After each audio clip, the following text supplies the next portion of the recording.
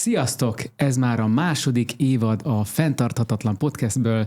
Továbbra is itt van Kovács Szab. És Harsányi Bence, és most nem mondjuk el, hogy hányadik adás, mindig elrontjuk. Hát ez van. De továbbra is tippelünk? 9. Körül. Továbbra is azt kérjük tőletek, hogy iratkozzatok fel, állítsátok be a csengőcskét, mert az nektek és nekünk is nagyon jó.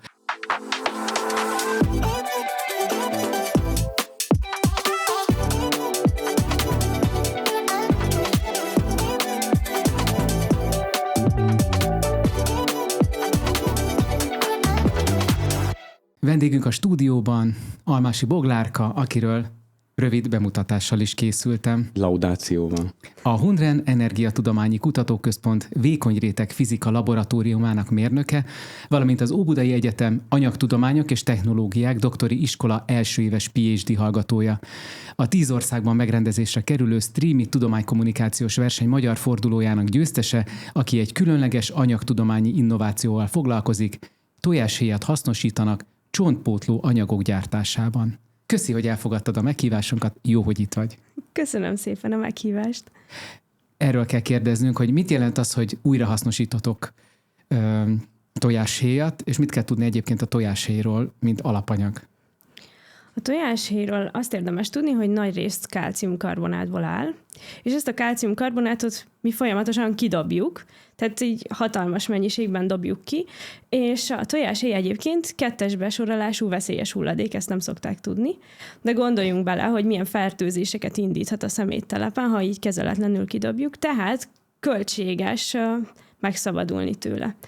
De ezt a tojáshéjat mi felhasználjuk, mert a kálciumkarbonát tartalmát át tudjuk alakítani kálciumoxiddá. Tehát egy ilyen 10 órás égetési reakciót képzeljetek el, és kapunk egy kálciumoxidot, és ezt a kálciumoxidot reagáltatjuk tovább. Mert a csontjainkban úgynevezett hidroxiapatit az ásványi résznek a főalkotója. Most nagyon belemegyünk már tudományba. Hidroxiapatitot. Most elvesztünk mindenkit, várjátok. Azt akarjuk tudni, tehát összetudjuk, kezeljük, tisztítjuk, stb. Összetudjuk, égetjük, igen. És lesz egy olyan anyag, amivel lehet, vagyis alapanyag, amivel aztán mit csináltok, hogy... Hát igazából azt szerettem volna elmondani, hogy ez a hidroxiapatit, ennyi a szakszöveg, tehát ennél több nem lesz, ez a csontjaidnak a keménységét adja. Aha. Tehát ez az ásványi részét, és ugye ez ilyen kollagén rostokba ágyazva van. És, kollagén, ezt igen, használjuk és a Bencének a rugalmasságot.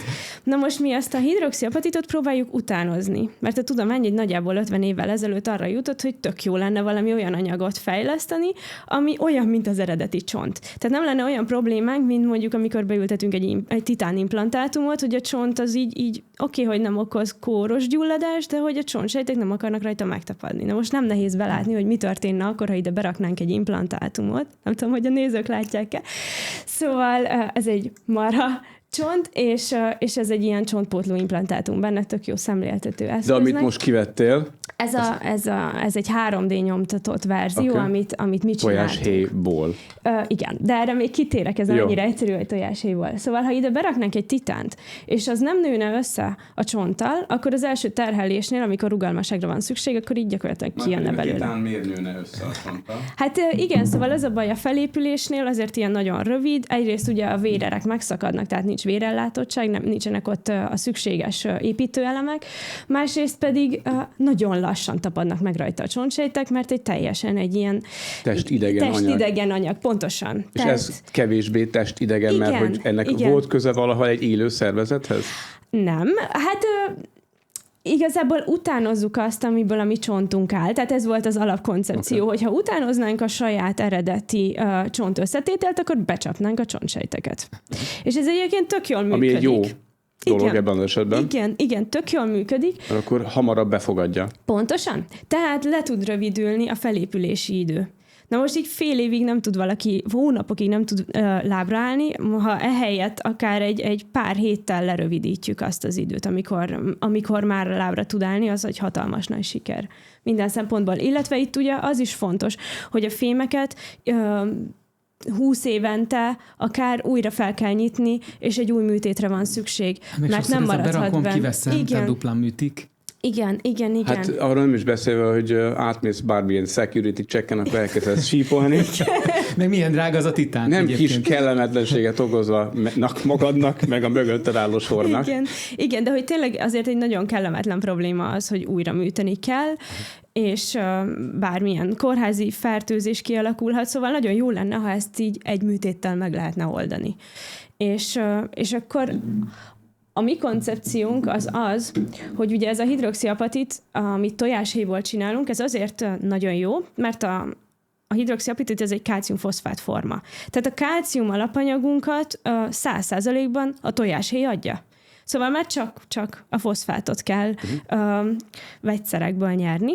Tehát ezzel környezethatékonyabbak vagyunk, olcsóbbak vagyunk, és a másik, ami nagyon pozitív, hogy a tojáshéjban vannak nyomelemek. Stroncium, magnézium, nátrium, attól függ, honnan származik a tojáshéj, és ezek a nyomelemek egyébként is benne vannak a csontban lévő hidroxiapatitban. Tehát adagolni kellene vele a hidroxiapatitot más formában is elő tudjuk állítani, nem csak tojáshéjból, de az ugye sokkal drágább. És így még minden megvan, több az egyben. Van. Igen. Sok az egyben. Igen. Mondhatjuk, hogy a tudomány itt is visszatalál a környezeti megoldáshoz, a természet azonosabb megoldáshoz. Igen. Egy sok évtizedes kitérő után rájövünk, hogy a leghatékonyabb, a legolcsóbb, a legpraktikusabb egy természet azonosabb anyagot használni, nem pedig titániumot. Pontosan, igen. Annyi, hogy ezt úgynevezett biopolimerekbe kell ágyazni, mert hogy ez egy por, amit kapunk a tojáshéjból. És ez nem lenne elég merev, nem lenne elég rugalmas, tehát így hidegen törne, hogyha bármi történne, és hát nyilván nem tudnánk 3D nyomtatni, meg a páciens sérülésére méretezni. Így viszont, hogyha beletesszük ilyen speciális biopolimerbe, akkor benne van a por. Egyébként nagyon sok minden van, amiben bele tudjuk tenni. A lényeg az, hogy az tökéletesen kiürüljön a szervezetből. Bence, te mire használod a tojáshéjat? Hát tojáshéjon járni esetleg, igen, hogyha lehetne ilyen nekem most már a szüleim is gyűjtik a tojáshéjat, apróra törjük. Egyébként az nagyon satisfying, amikor a mozsárba beleteszed a szárított tojáshéjat, és így rapak szét alattad. Paradicsom alá. Igen, abszolút. Best ever, és így akkor a veszélyes hulladék eltávolítást azt megússzuk. Nekem most is utána törni, mert egyébként összeragad meg ilyesmit. Mossátok, és úgy simán kiszárítani. Napon kiszárítjuk, lehetne sütőbe is, de tök felesleges. Hát. Kiteszed a napra, szépen ropogós a szárán. Vagy? UV-sugárzás Abszolút. Az UV-s hosszú a szalmonellát, meg egyébeket kigyilkol belőle. Igen. Jó, és utána megy a paradicsom, de összetörve, tehát porsz... Nem. Egyszer megkóstoltam azt, hogy botmixerrel porrá zúztuk, és abból csináltunk egy italt magunknak, egy magas kálciumtartalmú italt. Ne, akkor legalább előtt égessétek ki. Jó, hát figyelj. Bátra ki a világ, nem? Na jó. Egy dolgot nem mondtunk ma. Na. Továbbra is ugye van egy tiltott szavunk nekünk, kettőnknek. Ez a, most kimondom, fenntarthatóság. Kimondtad, így meg aztán. Ha ezt valamelyikünk kimondja, akkor egy tavaly szeptember 27-én lejárt jogurtitalt megkóstol, aki hibázik. Bőfél éve lejárt. Igen. Megnézzük, hogy milyen alapodban van. Nem tudjuk. Erre nem tudunk beszámolni, az ízét biztos, hogy tudjuk. De akkor igen, tehát ha valaki meg akarja enni a tojásport, előtte égesse ki, vagy vigyázza magára, de a paradicsomra szórni ezek szerint tök jó lehetőség. Imádják. Egyébként vissza lehet vinni a csirkéknek, igen, tehát hogy összetörve aposomig tanyán élt, addig visszaadtuk, gyönyörűen gyűjtöttük, ők megették, visszaették, tehát ez is egy működő. A szalmonellájával együtt. Igen. Valószínűleg rájuk nem volt olyan rossz hatással, nem hallottunk sose róla, hogy valami... Viszont kedves nézők, most nagyon beleugrottunk a mély vízbe. Evezzünk már egy kicsit kevésbé tudományos vizekre, mert hoztunk egy napi hírt, elemezzük ki egy kicsit. Ez egy BBC cikk, arról szól, hogy Amsterdamban május 1-én betiltották a hús reklámokat, meg a fosszilis energiahordozóknak bármiféle reklámozását, ebben van a repülőúttól kezdve az autó, benzin, gőz, olajtermékek reklámozását, és hogy ennek van-e hatása, azt még nem tudjuk, de gondolkodjuk azon, hogy akár Magyarországon egy hasonló bevezetés az mire vezetne, mire jutna? Most így elsőre azért nagyon furcsa, mert itt még komoly támogatásokat kap mondjuk a húsipar, hogy különböző készítményeket népszerűsítsen. Még mindig bennünk van az egy pohár tej tiszta fej típusú. Egyébként is egy érdekes kérdés, hogy akkor a hústermékekbe beleértendő-e rögtön a tejtermékek, mert hogy ebből viszont elképesztő mennyiségű reklám van. Meg a sajtok, meg egyebek, úgyhogy azért ez nem mindegy benne. El tudsz képzelni ilyen tiltást a városban? Tudományos munkatársként, kutatóként ilyen drasztikus eszközöket? Hát én nagyon nehezen tudom elképzelni, hogy Magyarországon, ahol ennyire szeretjük a hústermékeket, meg általában, hogy itt ezt így az emberek elfogadnák, nekem ez nagyon nehéz elképzelni. De a repülőgépek reklámjait azt abszolút már most is el tudnám engedni, hogy ne az legyen, hogy még a szomszédországba is repülni kell. Azt én... És szerinted, hogyha betiltanak a repülőreklámokat, és mondjuk Vitézi Dávid elkezdenek is mozdonyreklámokat kitenni helyette, akkor csökkenne a repkedés Magyarországon? Hosszú távon lehet, hogy igen. Igen. De hát szerintem ez nem egyik napról a másikra oldja meg. Tehát ez egy szemléletmód formálás, ami nem működik olyan gyorsan, de igen. Tehát egyrészt nem egyik napról a másikra, másrészt meg nem kizárólag ez az egy intézkedés fogja megváltoztatni, ehhez az kell, hogy mondjuk olcsóbbak legyenek a vonatárak. Legyenek vonatárak. El lehet menni Bukarestbe 24 óra alatt, igen. És el lehet repülni 2 óra alatt. Igen. És azt hiszem pont nyilatkoztam is pár adással ezelőtt, hogy drágább is volt, hosszabb is volt, nyilván macerásabb is volt. Tehát zöld ember legyen a talpán, aki azt az opciót választja, ami drágább is, hosszabb is, macerásabb is, mint hogy repüljön. Tehát ez mindenképpen meg kell, hogy változzon, és például egy kerozinadó, kedvenc témája a Bencének, a kerozinadó, az lehet, hogy segítene ezen.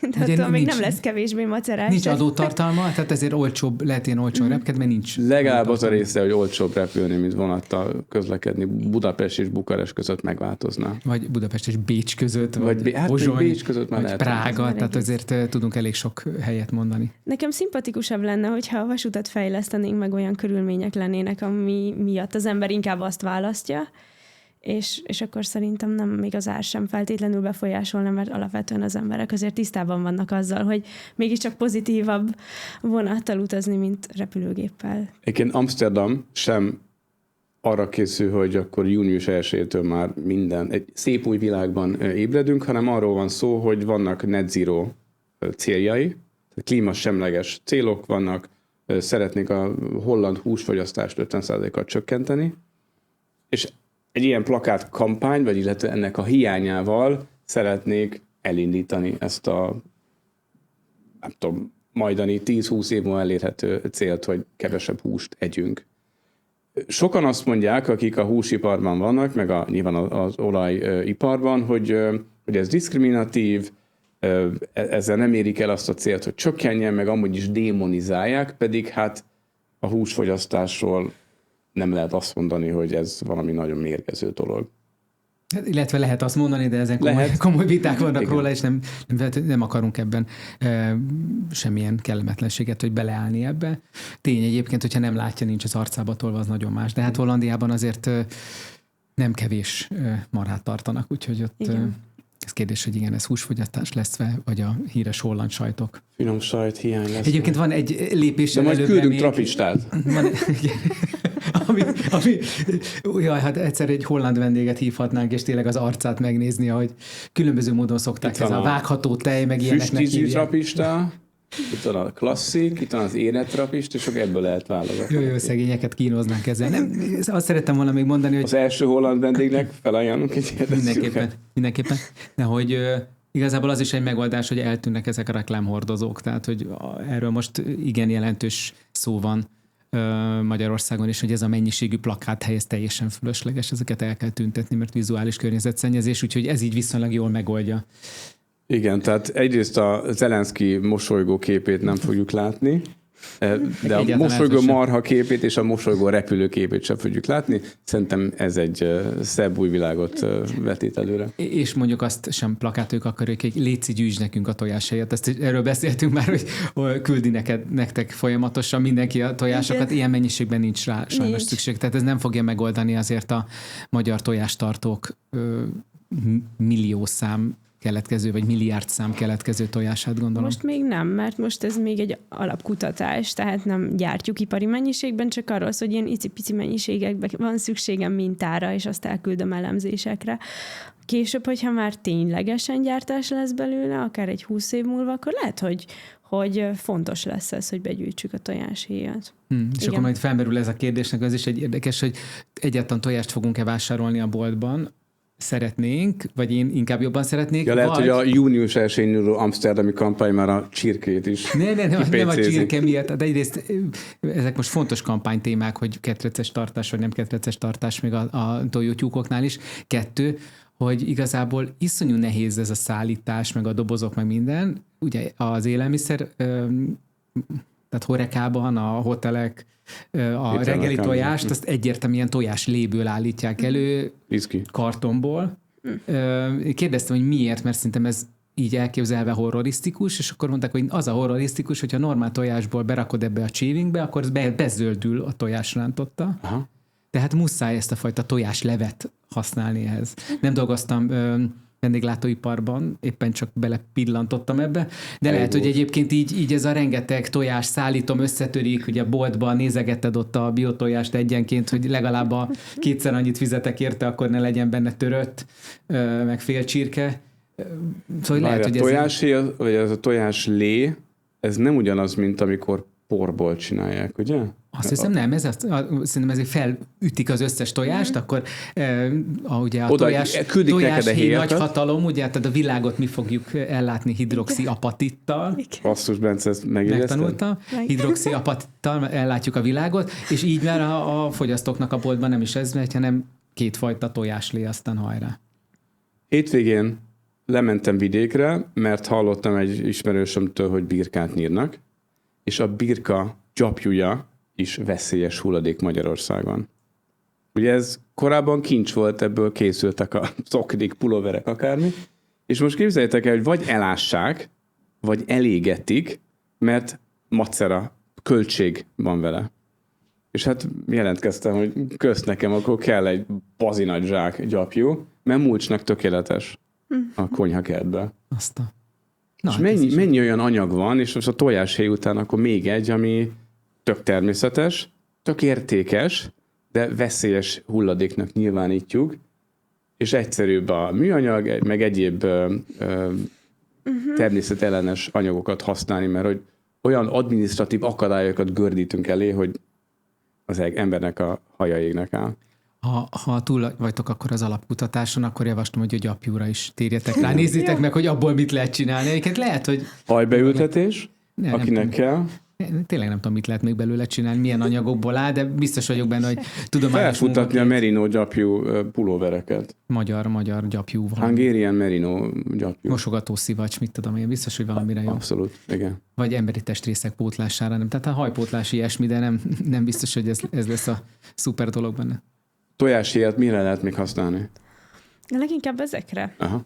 Tehát így olyat is olvastam, hogy kivonnak belőle acettel, csinálnak acetátot, és akkor azzal öntögetik a növényeket. Tehát ugyanez a paradicsomos dolog, aha, hogy mint hogyha beleraknád, de olyat is csinálnak, hogy ezzel ilyent öntenek a földre. De hogy ezzel nagyon... Jó, de most a Bencével hoztunk néhány olyan anyagot, amit hát zárójelbe tettünk, pedig tök jó lenne hasznosítani. Akár felváltva fel is olvashatjuk. Az egyik a gomba gyökérzet, micélium. Ez egy szivacsos anyag, ami készül belőle, és a kék-sárga skandináv bútorgyártó cég például rendszeresen használja a csomagolásban az asztalokat, meg a szekrényeket ilyen anyagba csomagolja, hogy biztonságosan eljusson A-ból B-be. Ez tök jó, mert utána akár komposztálhatjuk is, és nem az a fehér felfújt műanyag szar, ami lesz belőle. Birka gyapjúval is lehetne? Igen. Igen, csak a szállításban mennyivel olyan, hogy ez a puha lenne. Abszolút újrahasznosíthatatlan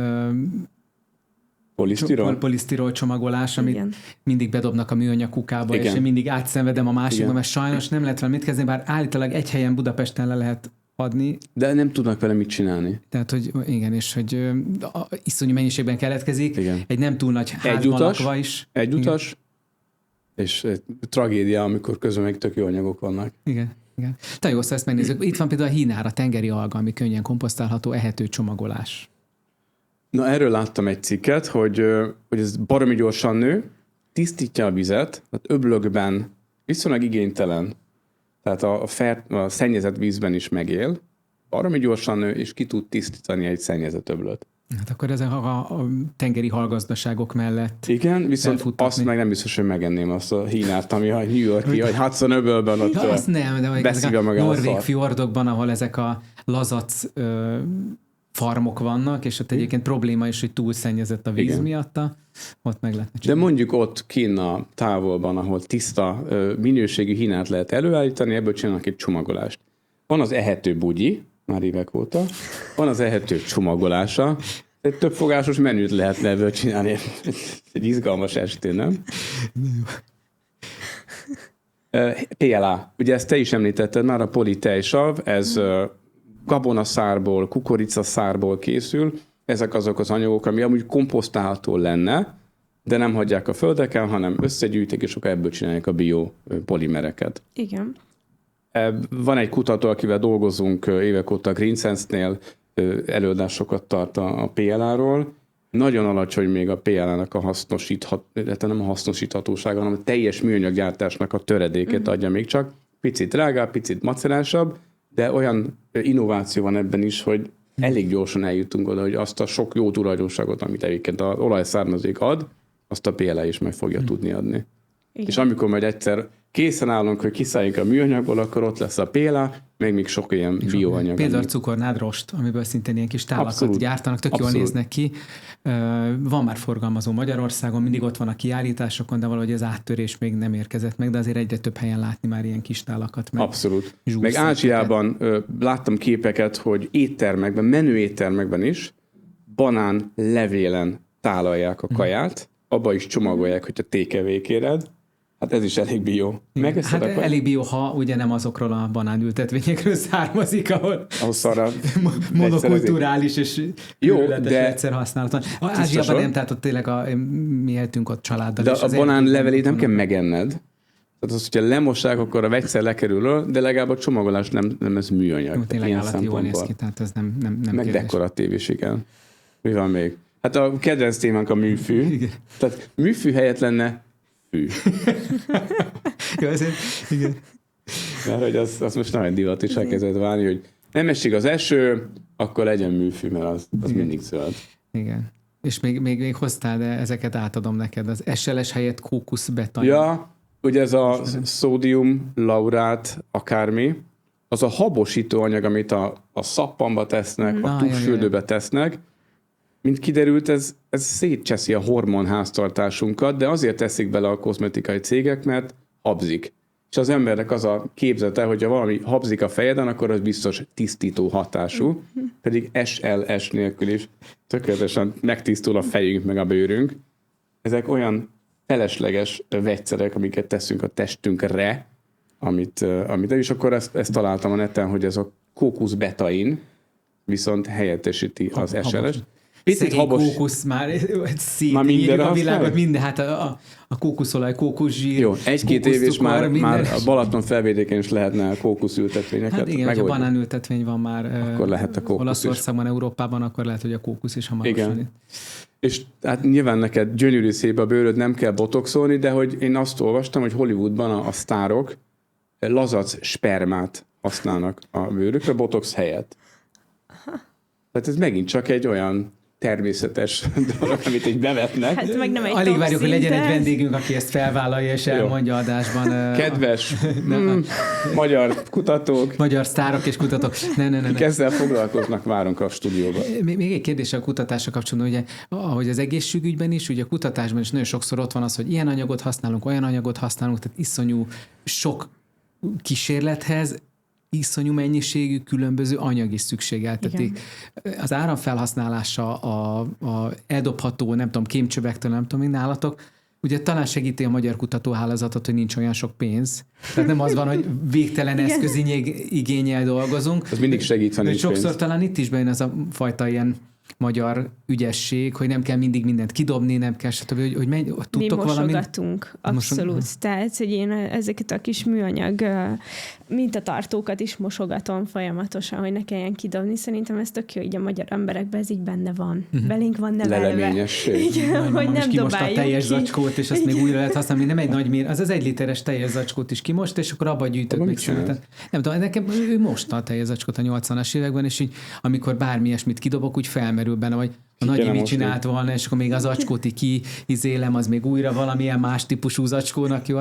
Szóval akkor tudtok erre valamilyen módon figyelni. Van egyébként abszolút. Ebben akár a Hunrennél, akár egyetemi iránymutatás. Nem tudom, hogy az Óbudai Egyetemnek is egyébként amúgy nagyon sok zöld törekvése van, nagyon sokat tesznek ezért, de nem tudom, hogy be tud-e jönni a kutatásba ez? Erről nem tudok mesélni, mert ugye az én kutatásomat nem igazán befolyásolja az egyetem. Tehát annyi, hogy én elmegyek az óráimra, de teljesen önállóan, függetlenül az egyetemtől működöm. A kutatóintézetben, aha.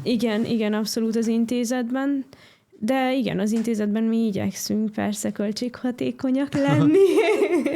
És azt használni, ami van. Tehát egyébként olyan szinten, hogy a vegyszereket is megnézem, hogy mi lenne a legjobb.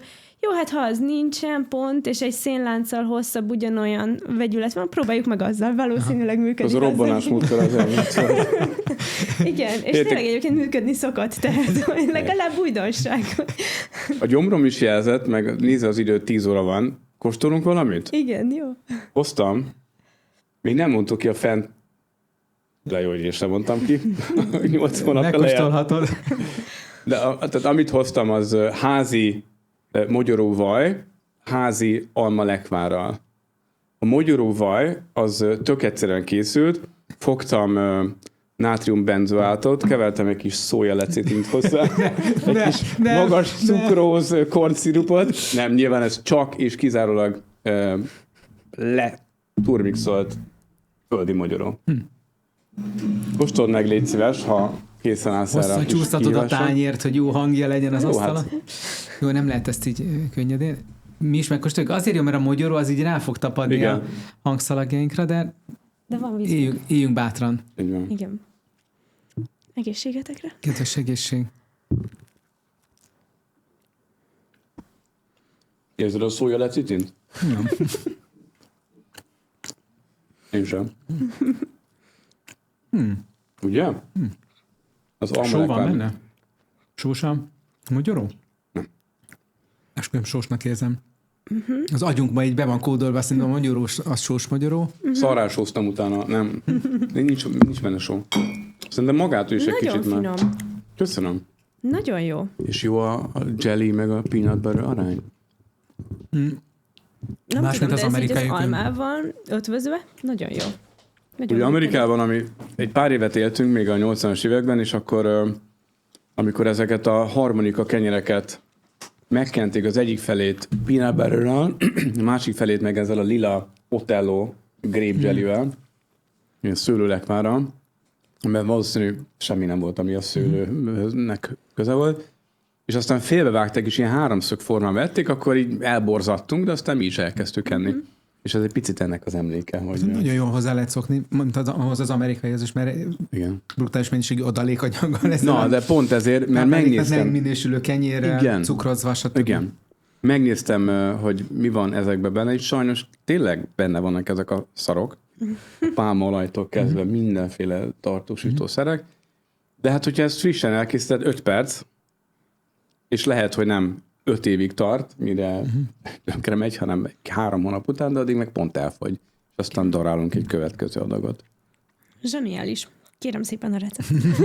Nagyon bonyolult, nagyon hosszú lista lesz, hogy minden kell hozzá. Amúgy is azt mondják, hogy olyat tegyél, amit maximum 3 dologból áll, és ez elég könnyű, mert ez 1 dologból áll. Ez most 3 dologból áll, mert van benne kalács. Igen, pont 3. Magyarul. Jó, oké, nyertetek.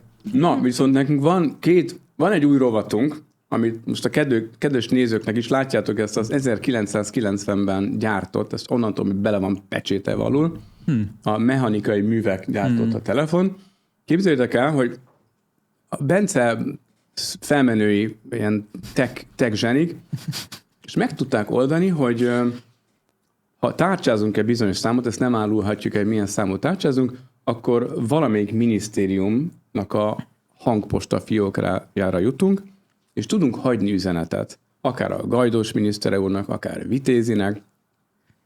Én most felhívnám valamelyiket, és hagynék egy üzenetet, mert most még olyan rengeteget nem tudunk a munkásságukról, bár ugye megtörtént a meghallgatásuk, tök izgalmas dolgokról beszélnek, mégis, ha van kedved, Bogi, nekem mindenképp van üzenetem a Vitézi miniszter úrnak, elmondjuk a hangpostára, hogy mit szeretnénk elérni tőlük.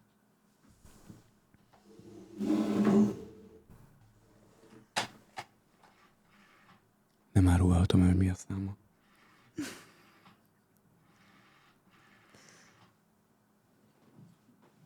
Tiszteletem, Gajdos miniszter úr, Kovács Szabolcs vagyok a Fenntarthatatlan Podcastból, és azt szeretném kérni, hogy a már hatályban lévő EU-s rendeletek a műanyag használatáról, ezeket ellenőrizzük. Nem kell új törvényt hozni, de a 6-os műanyagot, amit 22. júliusában betiltottak, azt ne lehessen a gyroszozóban mai napig vásárolni büntetlenül, arra hivatkozva, hogy még készletem van. Köszönöm szépen, hogy ezt meghallgatja és megfontolja. Viszont hallásra. Tárcsázok, Bence? Vagy tudod te is a számod? Csak vissza kell hívni, van egy ilyen trükk. Ó. Trükkel, igen. Még egy kis kiegészítés, miniszter úr. Kifejezetten azt szeretném kérni, hogy ha már az élő környezet kapott önálló minisztériumot, akkor az önálló oktatásügyi csapattal dolgozzanak együtt a környezeti nevelésen. Hálásan köszönöm. Szép napot! Ajánlom magunkat a Green Sense-nél. A környezeti neveléshez. Belecsaptam a dolgot, még vonalban... Ezt már nem hallja meg, de hogyha meghallgatja a műsort, akkor Bogi, van kedved valamelyik minisztert felhívni és kérni valamit? Én tárcsázzak? Szintén kérlek, Gajdos miniszter úr, tárcsáz nekem. Tudományos igényesség. A Wi-Fi-vel működik. Wireless technology.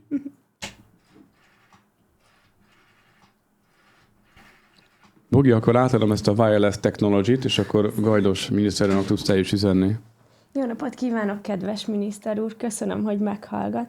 Én csupán annyit tennék hozzá, hogy aki a vizeinket megóvja, az a jövőt teremti meg.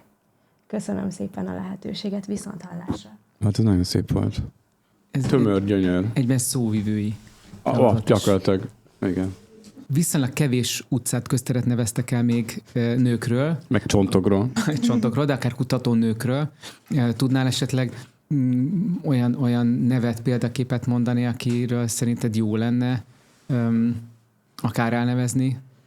És nem ragaszkodunk a női példaképekhez, de hogy kerestünk ilyen neveket folyamatosan, és tökre örültünk neki, hogy van Jane Goodáról már valami pici elnevezve, bár elvileg a halála után csak 25 évvel lehet nagy közterületeket elnevezni, de hogy jelölni valakit erre a... Igen, nálam pontosan ez a poszthumusz jelleg az, ami befolyásol, mert akiről én nagyon Magyarországon elneveznék, azok hála Istennek jó egészségnek örvendő. Nem baj, egyébként mondjuk kutatóintézetet, kórházszárnyat, nem tudom, ott lehet, úgyhogy, mert ez csak a budapesti rendelkezés. Kik vannak a fejedben, akit említenek? Hát nekem most nagyon Karikó Katalin ugrott be. Szegeden voltam a hétvégén, és meg is látogattuk a fáját, úgyhogy nekem hirtelen ő ugrott be teljesen, hogy őt mindenképpen... Nekem annyira Karikó Katalin körút lenne, ugye, ami a 3K miatt. Úgyhogy ezen gondolkodunk, hogy... Azért gondolkodjunk ezen a 3K-n. Ja.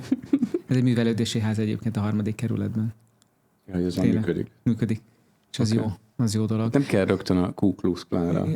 Nem, abszolút nem. Ez az amerikai kitettséged miatt van. 3K nagyon jó intézmény a Pete Ferenc téren. Van más olyas valaki, aki egyébként, vagy kifejezetten Karikó Katalinra hajtsunk, akkor is róla nevezzünk el. Igen, én. Jó. Ugye itt van a szokásos Petőfi Kossuth problematika is. Ha már Gajdos miniszterelnök üzentem a 6-os műanyag kapcsán, én csinálnék egy olyan sugárutat, hogy Kossuth biztos, hogy nem tette 6-os műanyagba a fólevesét. Körút, sugárút. Én akkor összekötném talán ezt a Kossuth Karikó Katalinnak gratulál körút, vagy valami ilyesmi, tehát hogy így ki lehet egészíteni, és akkor lehet, hogy átmegy ez a dolog. Átadja a Kossuth díjat. Igen. Karikó Katalinnak. Nekem az jutott eszembe pont a banánhéjas csomagolásról, hogy a Dunánál, a Dunában sem a műanyag úszott a Duna tetején, hanem a banánhéj. Szóval Igen. így ez ugrott be. Tényleg. Hogy úszik el a banán csomagolás? Vagy... Abszolút. Ez jó, mert akkor fel lehetne hívni valahogy a figyelmet a József Attila. De mondjuk dinnyehéj. Igen, dinnyehéj, tényleg. Banánhéj, dinnyehéj. Tényleg dinnyehéjből is lehetne biztos valami jót csinálni. De hogy ilyen úsztassunk héjakat, vagy természetes anyagokat a Dunán. Igen. És lehet, hogy már az lesz 100 év múlva a hulladék, hogy a dinnyét, az túl sok a dinnye meg a banánhéj a Dunában, akkor a petkupások majd ezt kell, hogy összeszedjük, mert a műanyag sehol nincsen, azt már rég. Azt a problémát már komposztálni akarunk, de már nem tudunk miből, igen. És ilyen új anyagokat halásznak le. Igen. Csak a dinnyekupa az olyan bénában hangzik, de erre is akkor meg... Én még szeretnék a végére egy levelet, Bence. Belefér? Oké. És utána lezárjuk. Elolvasom, egy hosszadalmas, nem olyan hosszú levelet írtunk a Nemzeti Média és Hírközlési Hatóságnak. Hoppá! És most eltűnt. Most csinálj valamit. Kész, eltűnt. Magic. Tisztelt Nemzeti Média és Hírközlési Hatóság! Ezúton szeretnénk jelezni, hogy Amsterdam példája alaposan felrázott bennünket. Ha ők képesek voltak lesöpörni a köztereikről a hús és olaj reklámokat, akkor mi is simán tehetünk valamit azért, hogy a városkép végre ne csak túlélhető, hanem szerethető legyen. Ennek egy részét most a politikai plakátok eltüntetésével azt hiszem megoldjuk. Éppen ezért tisztelettel kérjük, hogy Magyarországon mostantól minden óriás plakáton, teljesen mindegy, hogy fogkrémet, pamutzoknit, gyapjuzoknit, merino gyapjú pulóvert, vagy hollywoodi mosolyt hirdetnek, ami neked van, legalább 50%-ban hiperaktív sündisznók, cuki mókusok, énekes madarak, hódok vagy vadregényes méhlegelők szerepeljenek. Meggyőződésünk, hogy a lakosság közérzete látványosan javulna, ha a reggeli buszra várva nem harsány ingerlő üzenetekkel, hanem egy hód békés rákcsálásával találkozna. Amsterdam megmutatta, hogy a közterek vizuális világa formálja a társadalmi normákat, mi pedig úgy gondoljuk, hogy a sünik, a mókusok és a méhlegelők normái kifejezetten civilizáltak. Biztosak vagyunk benne, hogy ezzel nem csak a város hangulata, hanem a biodiverzitás PR értéke is az egekbe szökne. Előre is köszönjük, hogy megfontolják javaslatunkat, és reméljük, hogy hamarosan szabadságharcos sündisznók mosolyognak majd ránk. Minden másik plakátról tisztelettel fenntarthatatlan podcast. Nagyon köszönjük előre, és küldjük akkor ezt a hattyúházba a kommunikációs osztálynak. Nekem sok képen van sünikről, ezeket is szívesen beküldöm, hogy ne a stock fotókat kelljen használni. Magyar sünik. Magyar sünik. Hungarian sün. Jó, tisztán magyar sünik a dologból. Oké. Köszönjük szépen, hogy velünk tartottatok. Köszönjük szépen az nagyon okosságokat Bogitól. Ha nektek is van kedvetek írni bármiről, bárkinek, amit szeretnétek megváltoztatni, csak egy levélbe kerül, és talán meghallgattatik. Nagyon köszönjük. Tartsatok ismét velünk, és még egyszer köszi, hogy eljöttél. Sziasztok! Sziasztok! Köszönöm szépen, sziasztok!